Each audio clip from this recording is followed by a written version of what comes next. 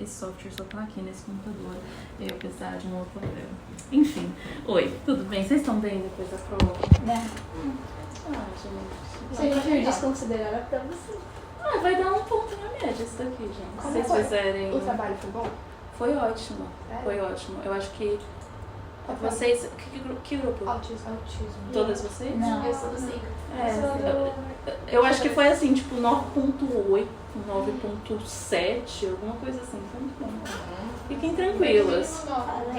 Foi no mínimo 9. A gente tá tranquilo. Fiquem tranquilas, tá tudo bem. Vamos. Enfim, eu vou, assim, eu fiquei com uma parte de mostrar pra vocês a análise de coisas, gente. Porque assim, a gente faz muita coisa na bancada, que o pessoal vai mostrar pra vocês, mas a gente também vive a metade da nossa vida no computador. E aí, tem muita coisa que dá pra mostrar pra vocês, mas eu vou mostrar coisas que vocês já viram e como a gente faz aqui no laboratório. Que é basicamente a citogenômica na prática, por isso o nome dessa aula. E aí, essa figura ela é muito famosa, ela é lá do Thompson, de um dos livros que vocês usam, né, de base.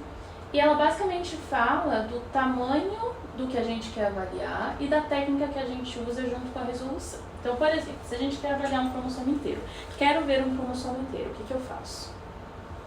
Quando eu quero ver um cromossomo inteiro. Cariótipo, perfeito, gente. Só o cariótipo padrão já dá, não precisa nem curar às vezes, eu consigo ver ali sem coloração nenhuma. Aí eu também tenho quando a gente quer avaliar bandas, regiões específicas, assim, que aí a gente usa o bandeamento de rotina, de alta resolução, a banda G, que vocês vão ver com os meninos, tudo certo. E aí a gente vai falar quando a gente quer avaliar isso aqui, que é coisa bem pequenininha, que não necessariamente a gente vai ver no cariótipo. O que a gente usa? Quem lembra? São duas técnicas que a gente falou. Fish é uma. Array. Perfeito. Fish e Array. É isso que a gente vai ver hoje. E pra gente ver isso, eu vou contar a história da Camila, que é essa mocinha, que veio pro geneticista, e aí o geneticista identificou um monte de coisa. Dismorfia facial, tinha um desenvolvimento neuropsicomotor bem atrasado, então era bem importante isso, e tinha deficiência intelectual. Isso aí é um prato cheio pra gente falar, não tem alguma alteração genética aí. São 3 dos maiores indicativos para alteração genética.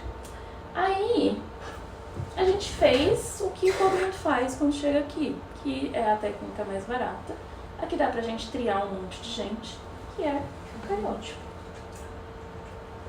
Vocês vão ver bastante de cariótipo quando vocês saírem daqui. Mas, olhando aqui, assim, só batendo o olho, vocês conseguem ver alguma coisa de diferente? Lembra que a gente tem diferença normal. Às vezes um cromossomo estava mais na periferia, ficou um pouquinho maior, o outro um pouquinho menor. A gente discutiu na sala de aula. Mas eu não lembro qual era mais. Não dá pra perceber. É o imperceptível. Nesse caso, na verdade, mesmo olhos bem treinadinhos, assim, mesmo gente que treinou a vida inteira pra fazer, a gente falou, é um cariótipo normal. Chegou lá pro geneticista e falou, cariótipo deu normal. E o geneticista falou, não tem como, porque tem muitas alterações aqui. Eu trouxe 3 das principais, mas tem muitas alterações aqui. Então a gente estava com um cariótipo normal, sem ideia do que fazer de outra técnica, a gente não tinha uma pergunta. O que vocês fariam em seguida? Ficha, a gente precisa de uma pergunta. A pergunta é tipo, onde que está essa região? O array, ele vai mostrar se eu tenho ganho ou perda de material, certo? Se eu tenho duplicações, deleções e tudo mais, porque ele funciona assim. Isso vocês já viram, vou mostrar de novo para aqueles que não pegaram no chipzinho de array, que é esse daqui. E se a gente tivesse uma capacidade de olho muito boa, a gente vai ver dentro desse chip mais ou menos isso daqui. Cada um desses pocinhos tem sondas que vão representar diferentes regiões do genoma. Sondas complementares a diferentes regiões do genoma. Então, a gente pega o DNA do nosso paciente, a gente digere esse DNA, quebra ele em pedacinhos, marca ele com uma fluorescência e aí coloca ele dentro desse chip. para ele encontrar essas regiões complementares. E aí o que acontece no chip é mais ou menos isso daqui. A gente tem uma região que vai hibridar normalmente. Você vai ter regiões que vão hibridar menos, porque tem menor representatividade, ou seja, elas estão deletadas, ou às vezes ausentes. E a gente tem regiões que vão hibridizar mais, que são as regiões que estão duplicadas. E quando a gente faz o array, é aqui que a gente vai ver tudo isso. Então, basicamente, quando a gente coloca lá no equipamento que faz o array, ele vai tirar uma foto disso tudo e vai te dar uma imagem, esse é o resultado do array, uma imagem com um monte de pontinho. Um vermelho mais fraco, um vermelho mais forte, um vermelho mais fraco, um vermelho mais forte. E aí você fala, não vou interpretar isso. Você joga num software que é especializado em fazer isso, e ele te dá o resultado que eu vou mostrar para vocês agora. E esse resultado da nossa querida paciente está aqui. Esse computador é só usado para o array, porque o software é caro, não pode pegar vírus. Então tem coisinha amarela, só usem o pendrive do array neste computador, use formate cada vez, porque assim, pegou vírus a gente perde a licença. Não queremos isso, então só usamos esse computador para o array.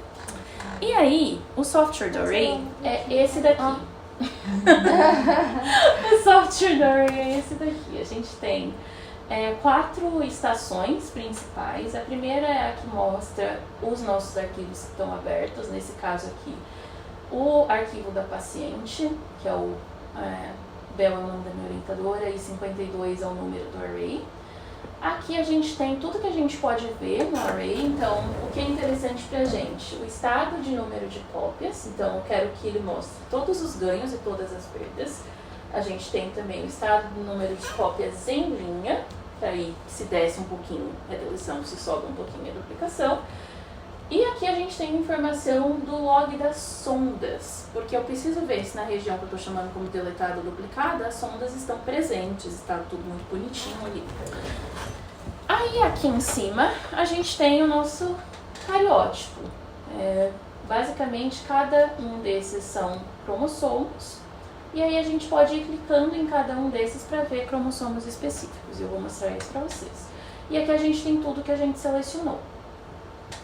E aqui é o cromossomo maiorzão. Se tiver alguma deleção, vai aparecer alguma coisinha ali do lado vermelha. Se tiver uma duplicação, alguma coisinha ali do lado azul. E aí no array a gente vai clicando e vendo o que tem.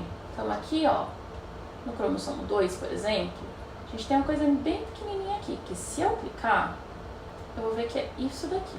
É uma duplicação, tá vendo? Ó, de 2 foi para 4, na verdade é uma triplicação.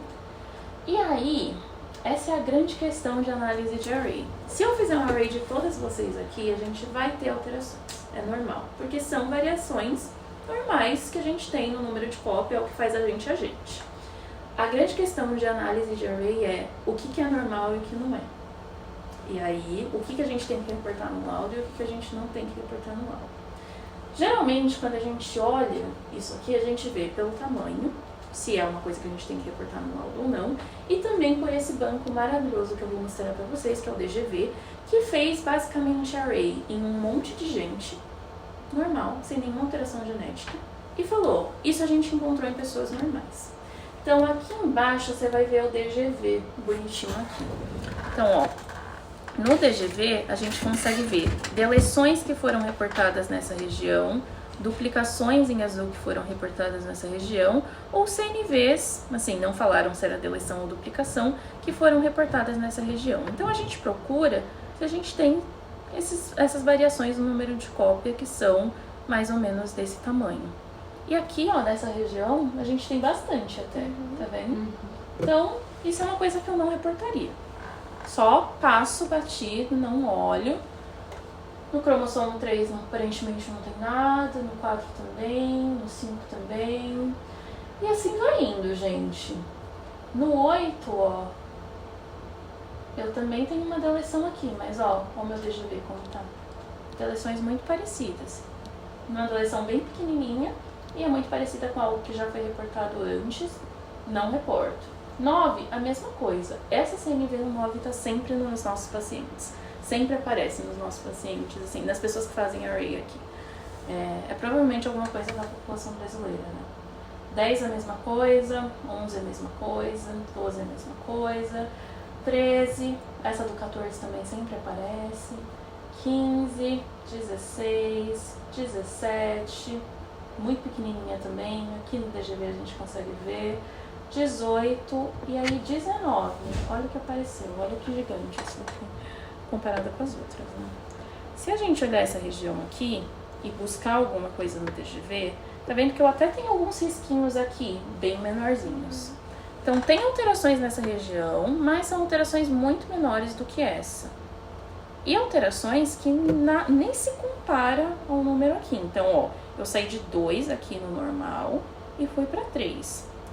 E o tamanho disso daqui é bem grande, na verdade. Se eu for, ó, ela vai de 48.463.121 até 59.097.842, ou seja, são 10 milhões de pares de base. O que é dentro da resolução do cariótipo? Olha só, será que perdemos isso?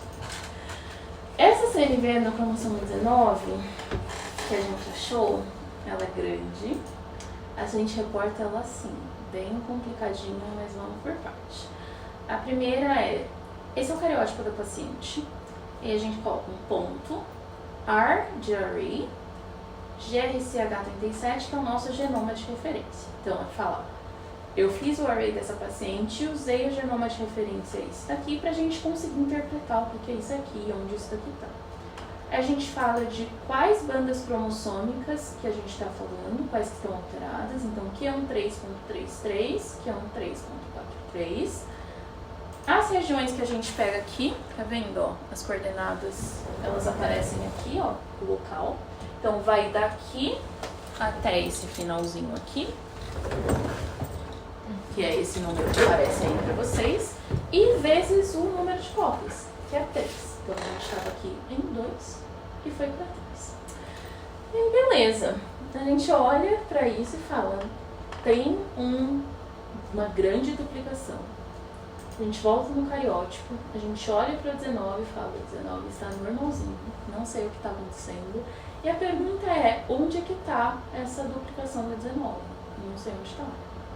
Será que está no 19? Será que está em outro cromossomo? Será que está acontecendo? Então a gente tem um cariótipo normal, o array alterado, mostrando uma duplicação. Como que a gente acha essa duplicação aqui? Qual a técnica que a gente usa? Agora você tem uma pergunta. Agora tem uma pergunta. E aí você vai para outra ideia. Aí eu vou pra ficha, exatamente. Porque qual que é a minha pergunta? Eu achei uma duplicação do 19, onde está essa parte do 19? E a ficha vocês vão ver lá com o Henrique e com a Gi, eles vão mostrar o sistema pra vocês, eu vou falar um pouquinho dela pra vocês aqui. E vocês também já viram, a gente desenha sondas que são complementares à minha região de interesse. Então eu tenho lá no 19, eu vou desenhar uma sonda que esteja complementar àquela região do 19. E aí eu vou marcar a sonda com fluorescência e vou colocar dentro de uma lâmina aqui para ela hibridar. E aí eu vou ver se eu tenho sinal e onde eu tenho sinal. Nesse caso eu tenho uma duplicação de 19. Então eu quero desenhar uma sonda para essa região para ver onde ela está. Essa é a minha pergunta. A ficha nesse laboratório é feita nesse cantinho aqui, na verdade ela é analisada nesse cantinho aqui, então a gente tem um microscópio de fluorescência, ela tem vários filtros de fluorescência e um cubinho aqui que na verdade é uma câmera que está acoplada nesse computador aqui do lado. Então aqui a gente coloca a nossa lâmina, que a gente preparou o fiche, e aí a gente faz toda a nossa análise, captura as imagens, vai para o computador e consegue analisar fora do microscópio, né? Porque ninguém merece ficar sentado aqui 30 anos, a gente só captura aqui e depois analisa em algum outro lugar. E aí, é isso que a gente viu quando a gente fez a ficha dessa paciente. Em azul, a gente usa um corante que é o DAP, que vai corar tudo que é DNA. E em vermelho está a nossa sonda específica para o finalzinho do cromossomo 19. Então aqui, ó, a gente tem no finalzinho de um cromossomo 19, a gente tem uma sonda, uma marcação. No outro finalzinho do outro cromossomo 19, a gente tem outra marcação. E a nossa marcação querida está no cromossomo 21, tá vendo? Então, a parte que estava duplicada do 19 está no cromossomo 21. Isso daqui é essa imagem aqui invertida. Então, aqui eu tenho 19, aqui eu tenho 19 e aqui eu tenho 21. Só para a gente ver o sinalzinho dentro do cromossomo. E aí, beleza, quando a gente olha para esse cariótipo, é mais ou menos isso que a gente está vendo. 19, 19, 21. Deixa eu só mostrar uma coisa para vocês. Se a gente olhar com muita calma, já sabendo do resultado, quando a gente olha para esse 21, a gente vê que tem uma partezinha clarinha aqui, ó, bem perto do centrômero, que de fato é o cromossomo 19. Mas em minha defesa de todos os citogeneticistas, é quase impossível de ver. A gente olha isso, a gente acha que essa tag é de 21, que é o que geralmente acontece. Aí a gente encontra isso. E o mais importante de juntar todas essas técnicas e fazer toda essa investigação não é só entregar o resultado para o paciente, é também, na verdade, investigar os pais. Nesses casos, a gente não está só interessado em, beleza, vamos dar o diagnóstico para o paciente. A gente está interessado em mostrar para os pais se tem chance de recorrência. Então, nesse caso, a gente precisa ver se os pais têm alguma translocação equilibrada, que eles não viram, que eles não sabiam, e sabem agora porque tiveram, que nem a Gi explicou para vocês na aula, uma prole alterada. E aí, a maior parte dos pais, quando tem algum diagnóstico de alguma condição genética dentro da família, eles ficam perguntando se tem chance de acontecer de novo. Então, aqui a gente também faz toda essa investigação dos pais para aconselhamento genético. E aí, a minha pergunta de milhões para vocês: que técnica vocês usariam para investigar os pais?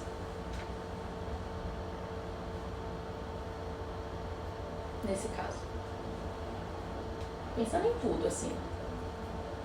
De heredabilidade?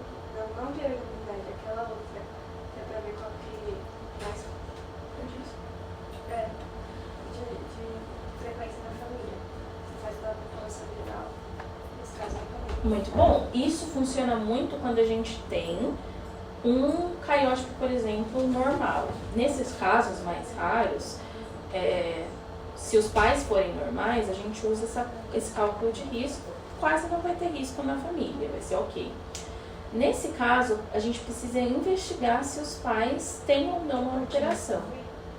Pro array, vamos pensar, se os pais tiverem a alteração, eles iam ter a duplicação do 19, aí eles iam ter fenótipo. No caso, seria, por exemplo, de os pais terem a translocação equilibrada, que no array a gente não vai conseguir ver, porque não vai ter variação de número de cópia. O melhor caso, o melhor cenário aqui é a ficha. A gente já sabe o que procurar. A gente faz a ficha dos pais. Se os pais forem normais, a gente só vai ter 2 sinaizinhos no 19.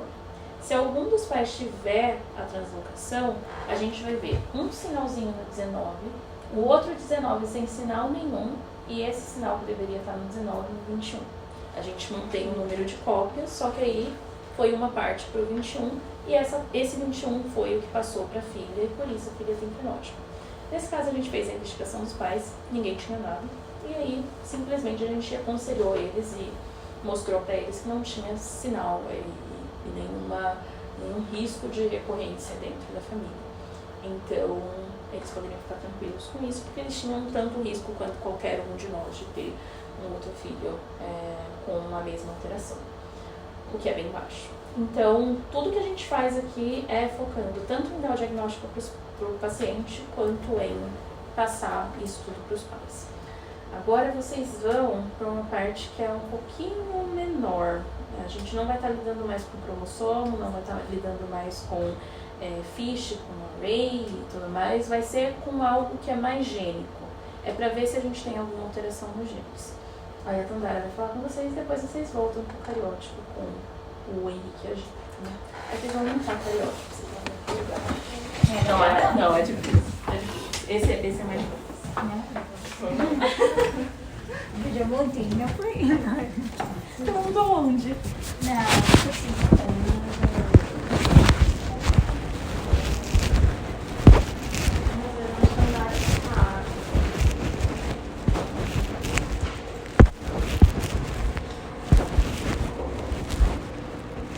Foi, mãe. E você?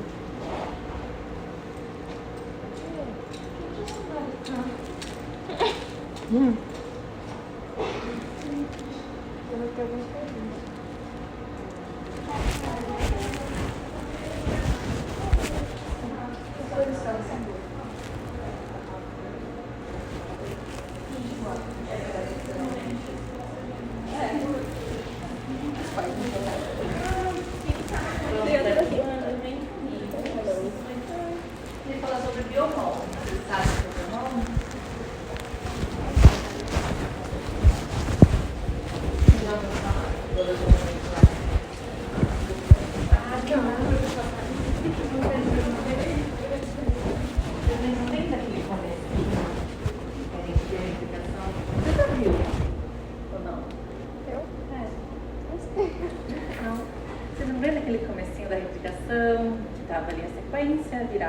vai para a mensageira, depois vai para a proteína.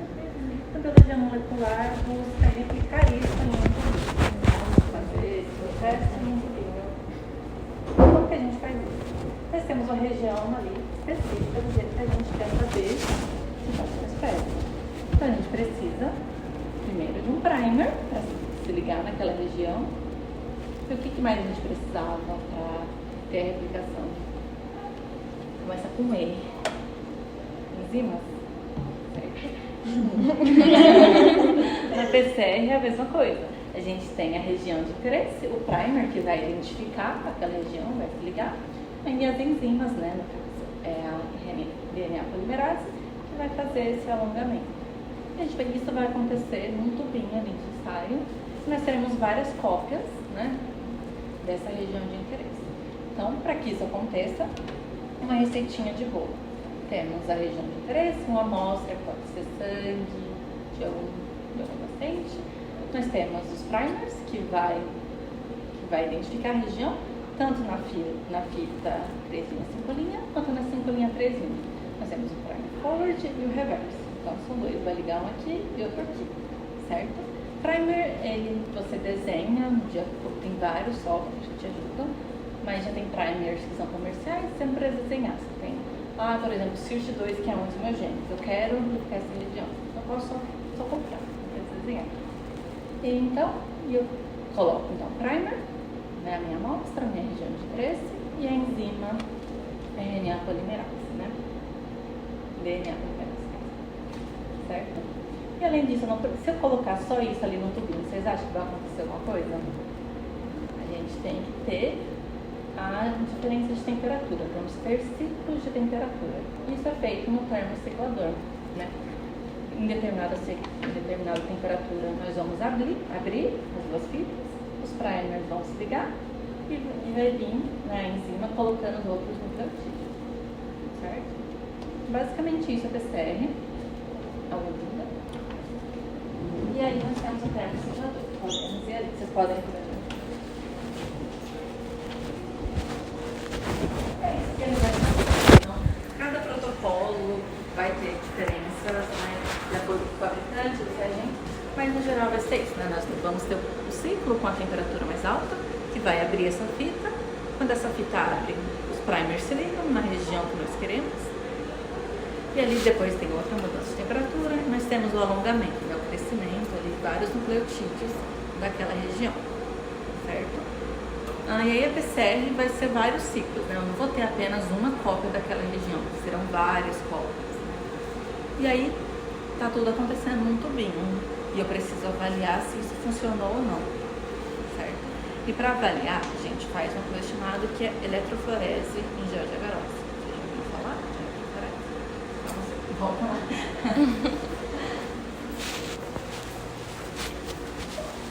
A eletroforese vai acontecer basicamente nesse gelzinho aqui, que ele é muito gostosinho.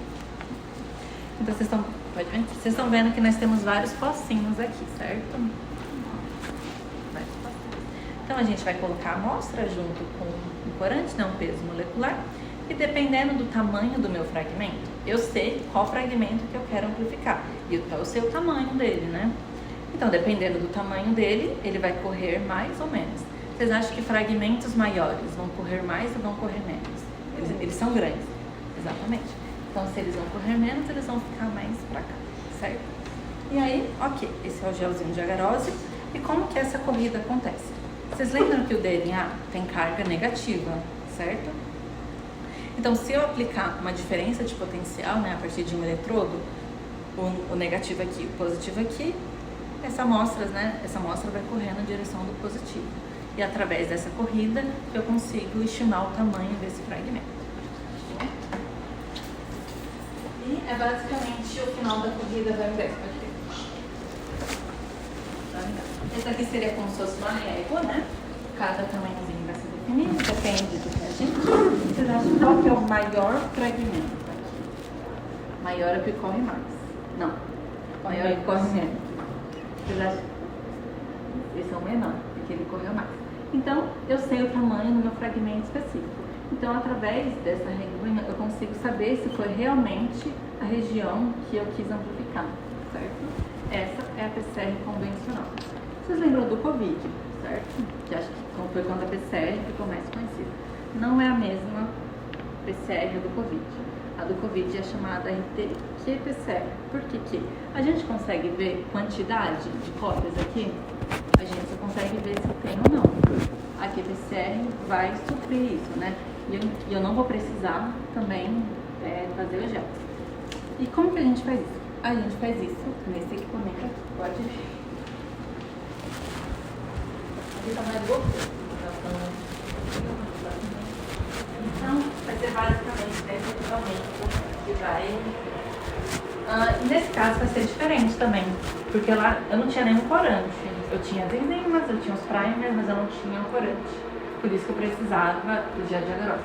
Aqui não, aqui eu já vou colocar um corante. Então, ao mesmo tempo que eu vejo a quantidade de DNA, eu também vejo se tem, né? Porque tem esse corante. E vamos supor aqui, vocês acham que teve amplificação aqui? Não? Ó, compara esse daqui com esses. Então, esse aqui não amplificou. Então, por exemplo, se fosse o do Covid, esse seria um negativo e esse seria um positivo. É basicamente isso. E no caso do Covid, é o tipo ainda mais específico de PCR, que é o RT-qPCR. Por que RT? Porque a gente parte do RNA mensageiro. Então, a gente pega o RNA mensageiro, transforma ele em cDNA, vocês não precisam saber como que faz isso, e a partir desse cDNA, nós temos a PCR. Tá, então aqui eu não preciso fazer gel de agarose, já tem ali um corantezinho, né, alguma coisa, que já me mostra se tem ou não. Mas como que eu avalio se é a minha região? Gente, eu avalia através disso daqui. Essa é a minha região de interesse. Teve alguma coisa específica aqui? Ó, teve, né, uns ali específicos.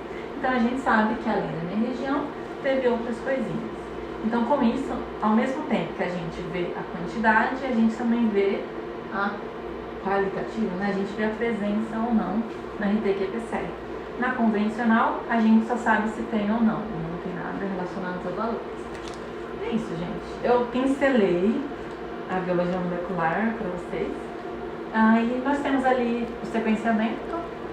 Não sei se vocês lembram que as meninas falaram na aula que no PCR a gente não vê as letrinhas. A gente sabe o que tem ali, mas não vê as letrinhas. O sequenciamento não. A gente já vê as letrinhas em si. Mas é muito específico, né? Alguma dúvida? Foi sofrido, gente? Foi porque vocês estão cansados. Por isso eu falei, as meninas vão sair da prova. Eu falei, eu vou falar assim o mais rápido possível. Acho que é isso. Nenhuma dúvida do relatório? Aí, só uma dúvida. Aqui, essa parte, o que faria esses daqui? É a mesma coisa. Só que são diferentes equipamentos. Faz a mesma coisa, só que são diferentes, de diferentes marcas. Esse daqui é o mais antigo, mas ele é muito, muito bom. Ele é o padrão ouro. Esse é o Quant Studio e esse é o Valium. Mas basicamente é a mesma coisa. E aquele ali é o sequenciador, que aí você já consegue ver as letrinhas mesmo. É bem mais caro. O PCR não é tão barato, mas também não é. É isso, gente. Vamos pro próximo? Vocês vão agora pro Henrique, né? Vocês querem ir no banheiro, beber alguma coisa?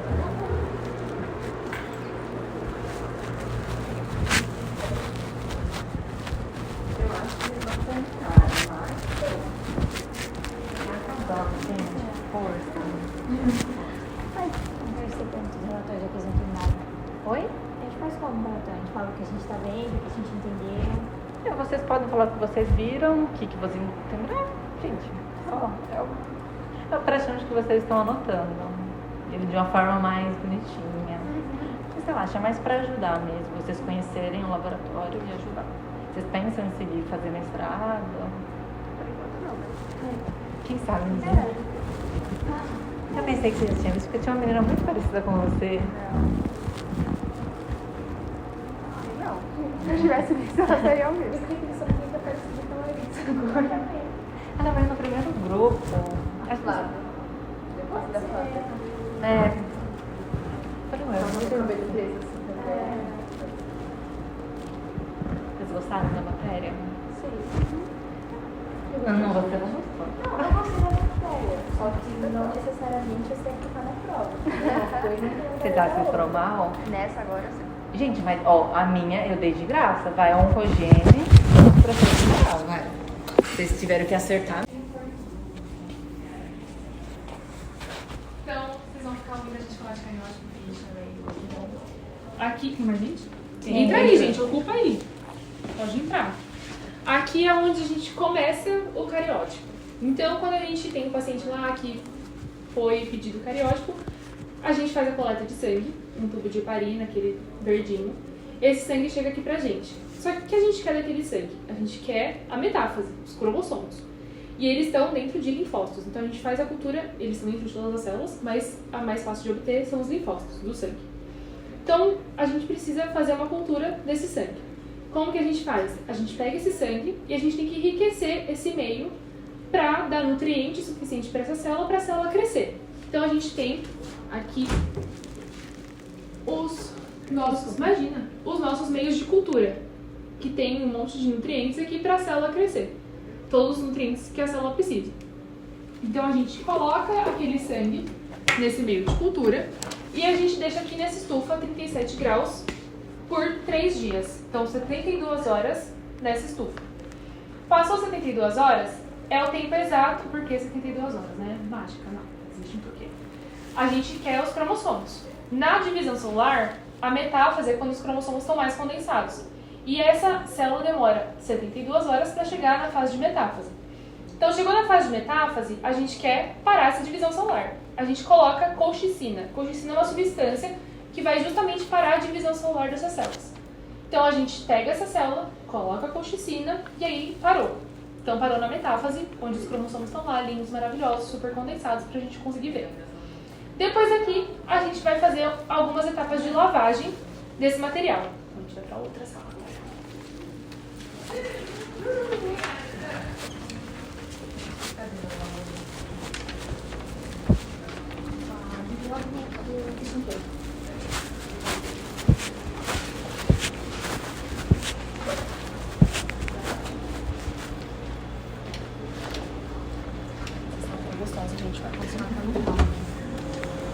Podem entrar. Realmente. Não é?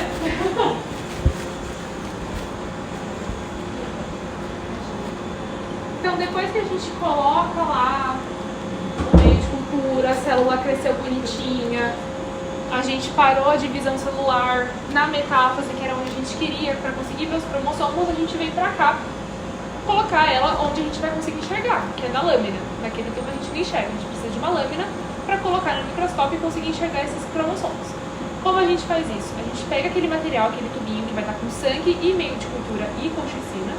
A gente faz várias etapas de lavagem e de centrífuga nesse sangue, esse material. Ele fica bem clarinho e aí forma um pellet. Pellet no tubinho, embaixo dele, forma tipo uma nuvenzinha, um pedacinho mais esbranquiçado, que é onde está o material que a gente quer. Então a gente pega esse material, pinga na lâmina, literalmente. Pega a lâmina, bota a lâmina bem longe, pinga o material, porque por que longe? A gente quer as metáfases mais afastadas possíveis. Se elas ficarem muito sobrepostas, vai ficar ruim na hora da análise. Então elas têm que estar longe uma da outra, por isso que a gente pinga longe. A gente pinga, passa no fogo, que é para fixar esse material na lâmina, e deixa aqui dentro envelhecendo. Então aqui tem algumas lâminas de casos daqui do laboratório mesmo, projetos, enfim, que a gente deixa aqui envelhecendo por 7 dias. Pode ficar mais? Pode. Mas a gente não tem que deixar no mínimo 7 dias. Também se deixar muito tempo, fica muito envelhecido, também fica bom. Muito tempo, tipo meses. Tem lâmina aqui? Haja tempo. Mas enfim, a gente deixa 7 dias e aí a gente pode começar a fazer de fato a coloração.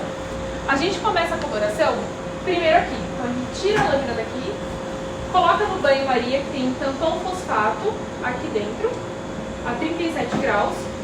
Esse tampão fosfato ele vai fazer o quê? A gente deixa 6 minutos. Ele vai separar direitinho as bandinhas, ele vai demarcar as bandinhas claras e escuras. Só que mesmo assim a gente não consegue ainda enxergar no microscópio, porque a gente precisa de uma coloração. E aí a gente vai ali.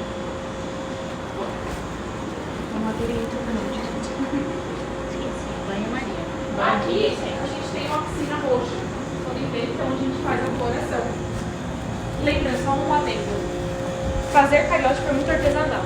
Então eu falei, deixa uns minutinhos, porque literalmente uns minutinhos, a gente deixa 6. Mas hoje tá muito quente, hoje a gente deixaria uns 5. Quando tá muito frio, a gente deixa uns 7. Então varia, porque tudo varia. Tá muito úmido, também é muito ruim. Tá muito seco, né? É uma coisa artesanal mesmo. Então a gente vem aqui e faz a coloração, que é essa coisa roxa. A gente fala que é bandamento G, G de guinça.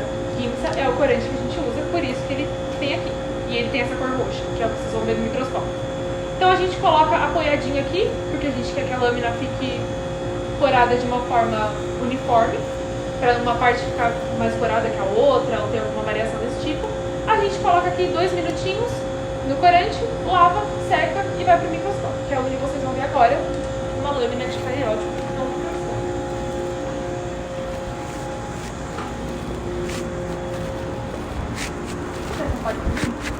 Fecha a porta, a última, tá?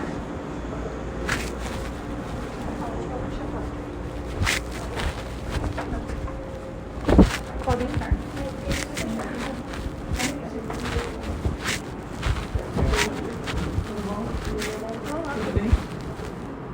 Oi. Oi. Então, eu falei que vocês iam conseguir ver no microscópio, né? Aqui tem uma lâmina, já numa metáfase, no microscópio vocês podem ver. Podem fazer uma fila dentro lá, vão uma por uma ver. Que tem várias minhoquinhas roxinhas, que esses são os cromossomos, porque eles não estão organizadinhos, bonitinhos, com o resultado de cariótipo. Assim é como a gente vê a metáfase. E aí depois a gente vai conseguir ver no sistema também. Mas, como era feito antigamente, só que vocês vão realmente fazer hoje. Antes tinha uma câmera acoplada no microscópio. A gente olhava a metáfase, ok, identificamos a metáfase. Tirava uma foto, revelava essa foto, recortava essa foto e aí montava. Então, tipo, muitas etapas para conseguir montar um cariótipo.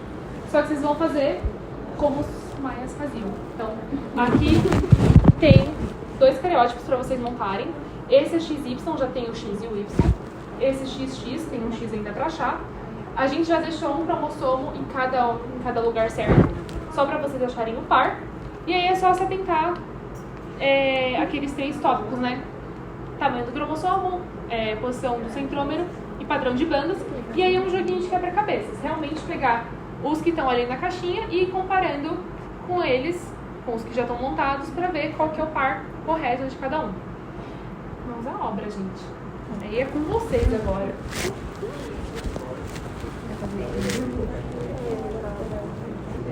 Esse é o 21, não é?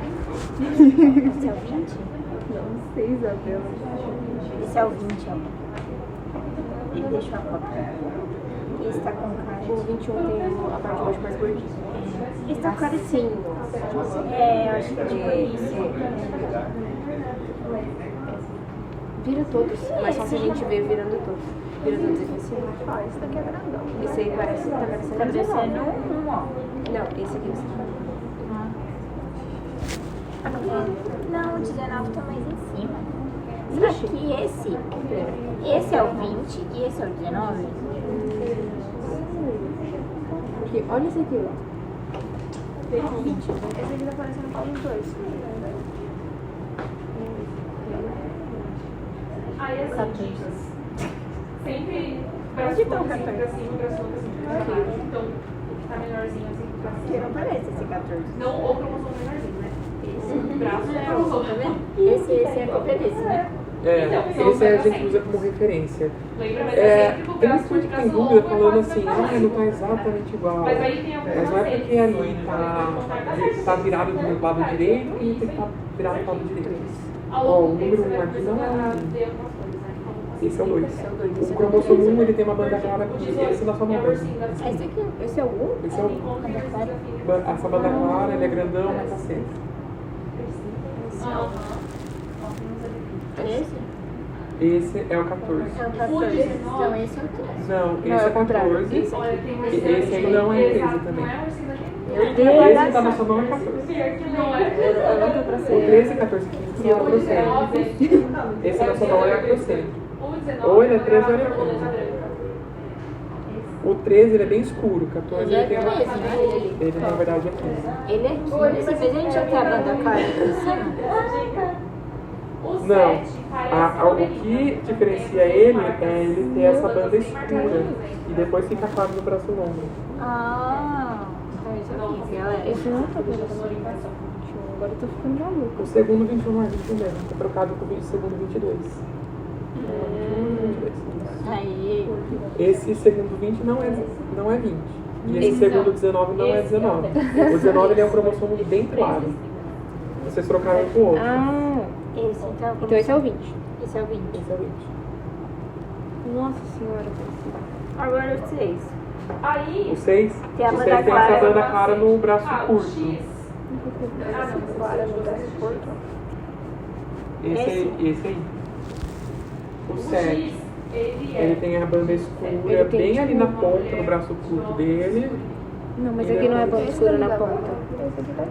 Esse Esse. Como? Não. É Tem ali, esse ó. aqui. Esse aí. Esse? É. É no braço longo, não é? Também. E no braço curto Ah, ali. no braço curto é mais longo. Tem. Você, não, mas Aí o 8 tá meio apagado em tudo. O 8 e o 9 são os mais difíceis, eu acho. É, isso não importa. Essa Você foi vai parecida. no outro. Mas esse é um 8. Que nem ali Oi? Pode primeiro, hein? no gabarito de vocês, Agora o 3 ele tá tortinho, né? O 9 ele tem uma Mas banda tá clara tortinho porque ficou no mais braço fechado. curto, bem perto do centrômero. Não é O esse? 3 Esse é é o o três? egocêntrico também. Esse é 3. É um Só que ele grande pontou na egocêntrico. cabeça, não somou. E o 2 Esse é o é o quatro? maior que tem ali ainda. Esse é o 4. Então, o outro maior é o 5. Esse é 5. Isso.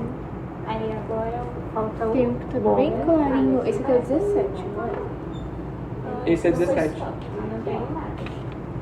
Não sei se tá de ponta cabeça. Tá certo. A banda curta. 4 ele É, é, braço número curto parecido. sempre pra cima. 4 ele é bem escurão. Falta o... E o 5 tem 9, as bandas 10, mais 11, 12, 13. marcadinhas. São os dois Esse é maiores. o 12? O 13 tá fácil. Qual que é acrocêntrico aí? O 13 é um acrocêntrico. Na pontinha. Coloca Esse aí, né? Esse aí, 13. Esse? Nossa O senhora. braço curto dele é bem pequenininho. Sim, Esse é o 12, né? Esse é o 12. Ó, 13 e 14 Falta o aqui 10 e são 11. Nossa senhora, esse aqui tá complicado. Uhum. Velho, esse aqui tá meio dançadinho. Esse é o 11. 11. Falta o 9, 10. 16? 16. 9, 10? Esse é o 10. 10. Então esse é o 9. 9. Tá voltando um. Qual que a gente mandou? O 18. Mas então, uma coisa que também acontece. Quanto mais no centro da metáfase, mais comprimidinho é o cromossomo. Gostei. Quando ele tá mais longe da metáfase, ele fica mais esticadão. Mas imagina montar isso. Isso ia ficar tudo A marrom. gente não faz assim sempre, mas a gente faz pra treinar. No começo, assim, pra pegar o olho e ver qual cromossomo é qual, a gente tem que ficar fazendo Caraca. Porque você vai identificando pelas plantas. Você tem que decorar tudo. Acho que você tá decorando. Acho que você de tanto treinar, memoriza. você vai memorizando. O 11 tem um pé, o 12 não tem pé. Boa. Vocês viram o ursinho da Fini? Esse? Olha o 18. Olha, é verdade. É o ursinho da Fini. Nossa, Olha a ela cabecinha aqui, ela ó. decorou Ele tem os dois bracinhos e os dois pezinhos. Aí, É, que a gente fala que esse é o urso, esse aqui é uma abelha, esse aqui é uma máscara no olho, Uma máscara. Tem uns negocinhos aqui, ó. uma garrafa pet, Caraca. esses são os dois mais difíceis. não é essa borboleta. Parece. Um é 8 e um é 9. O 21 e o 8 22 tem uma parece ter coisa umas bem marcada perninhas. escura no final dele. Esse 21 tem as perninhas. Então é um pouquinho mais Tem alto. mesmo. Ah, mas é a Eles são impressão da muito foto, parecidos, tamanho né? próximo, é muito parecido. Ele não é que tem a perna aberta. Uhum. É isso, gente. Vocês vão é legal, né? Mas a pessoa vai ficar louca. Ó, vocês estão em 6, né? Eu acho que melhor 3 pessoas aqui, 3 aqui. Porque eu vou mostrar aqui no computador.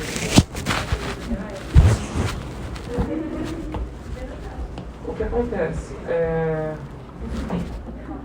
O sistema ele ajuda muito a gente para não precisar perder tanto tempo analisando, cortando e tal, né? Revelando foto. Então a gente tem esse microscópio aqui que tem essa câmera E aí, pelo computador, eu tiro uma foto e ele manda a foto aqui pra mim aqui na tela. Só que vocês devem ter visto ali, por exemplo, uma lâmina que não tem só a metáfase, né? Tem umas sujeiras, tem artefatos da própria preparação da lâmina que a gente não quer e não precisa daquilo para analisar. Então aqui a gente consegue selecionar apenas os cromossomos. Então aqui que eu começo a processar a foto, seleciono a metáfase que eu quero e apago aquilo que eu não quero. E aí a gente vai brincando, deixando o cromossomo sozinho, né? E vou vendo, tentando organizar ele de uma forma que ele chegue naquilo que a gente quer, naquele cariótipo bonito. Então, ele não consegue, às vezes, tirar um cromossomo do outro. Às vezes ele manda uma sujeira para mim e fala que é um cromossomo, então eu tenho que ficar bem atento a isso.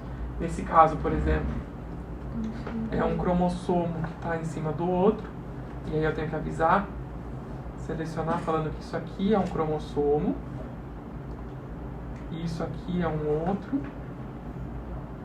e ele consegue separar para mim. E deletar aquilo que eu não quero. Por exemplo, tem uma sujeira aqui, ó. Aí eu tiro. Aí ele mostra pra mim que aqui tem 46 cromossomos. É o que eu espero.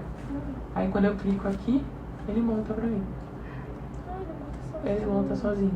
Só que eu tenho que vir, conferir se tá tudo certo. Porque às vezes ele pode não conseguir identificar um cromossomo. Ou às vezes ele pode trocar. Aí fala assim, não, isso aqui não é um 3. Aí eu venho aqui e mudo. É que essa metáfase tá muito bonita, mas tem metáfase que tá feia, tá difícil de ver qual cromossomo é qual, e aí ele erra bastante. E aí eu vou lá e corrijo. Esse é do cariótipo. Vocês não viram Fish e Array, viram? Array sim, Fish ela não mostrou lá. Mostrou. Só que ela não mostrou o sistema, eu acho que ela comentou que vocês viriam agora, né? Porque a gente tem toda a parte também da ficha aqui. Vamos ali, a gente vai pra lá. Isso ela não mostrou não. Ah, então é porque ela não ia conseguir vir pra cá. O que acontece? Pro preparo da ficha é muito parecido com o cariótipo, como vocês viram com a parte da preparação da lâmina. Só que quando chega a parte de corar, aí que muda um pouco. Porque pra gente fazer a ficha, a gente tem que ter uma suspeita inicial, lembra? Não adianta a gente fazer ficha em qualquer caso e aí o que a gente está pesquisando ali? A gente tem que saber qual sonda vai ser usada. E normalmente a gente usa a ficha, dá pra gente usar também para grandes alterações, mas ela é muito legal usar para quando tem alterações menores daquelas detectáveis pelo cariótipo. Então o cariótipo ele consegue identificar alterações maiores que 10 megabases, 10 milhões de bases. A FISH consegue ver alterações menores que isso. Tem... Alguém aqui era do grupo do 22? Você. A gente teve um seminário sobre a deleção do 22Q. O que acontece? Normalmente esses pacientes eles têm uma deleção que varia entre 1.5 e 3 megabases. O cariótipo consegue ver? Não. Então a gente pode recorrer à FISH para responder a essa pergunta. Então, existe uma sonda específica aqui, que a gente tem no laboratório, que a gente comprou, que hibridiza na região 22Q. Então, se o paciente tem uma deleção, quantos sinais vai aparecer pra gente na ficha? 1. Se for normal, vai aparecer 2. Então, normalmente nessas sondas, a gente tem sempre uma sonda controle para indicar pra gente qual cromossomo está sendo hibridizado, no caso a verde. Então a verde fala pra mim, ó, esse aqui é o cromossomo 22 e esse é o cromossomo 22. Porque aqui a gente não consegue ver o padrão de bandas, que nem o cariótipo. E a gente tem em vermelho a sonda que hibridiza na região 22Q 1.2. Então se eu tenho 2 sinais, o paciente não tem a síndrome. Se ele tem um sinal, ele tem a deleção e é diagnosticado com a síndrome. É o que mostra aqui. Aqui só tem um sinal vermelho, aqui e aqui não tem nenhum. Então, esse caso foi diagnosticado com a síndrome. Então, existem vários tipos de sondas. Eu não sei se eu consigo colocar aqui rápido. Deixa eu ver se consigo achar. Não deve estar aqui.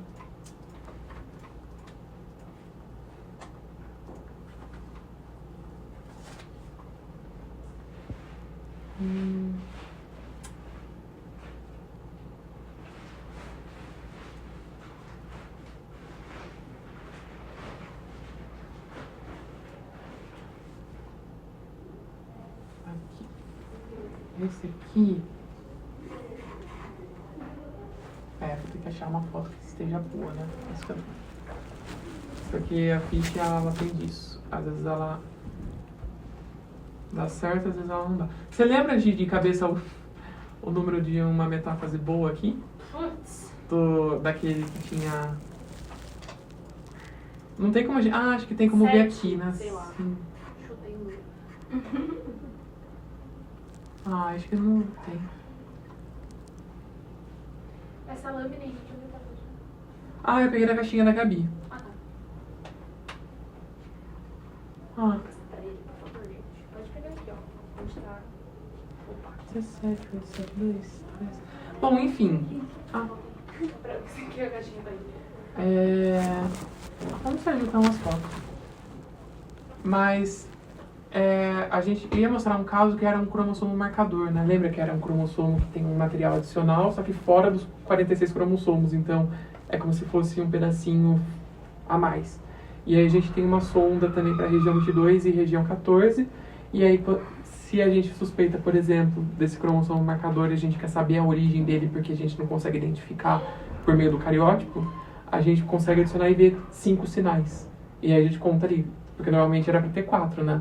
2 homólogos e 2 outros homólogos de outro par, mais esse. Mas é que eu não achei aqui agora. Mas assim, dá pra ter uma noção da deleção do 22. É basicamente isso. Vocês têm alguma dúvida? Tá bom, então é isso, pessoal. Acho que vocês passaram por tudo, né? Assinaram a lista? Então, ok. Vamos lá pra na frente.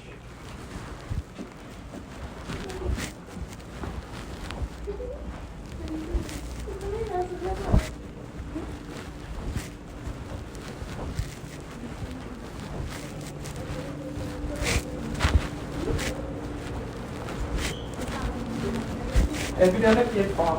Isso. Ajeita aí. Obrigada. Já fizeram a lista, né? Sim. Tá. Pode deixar.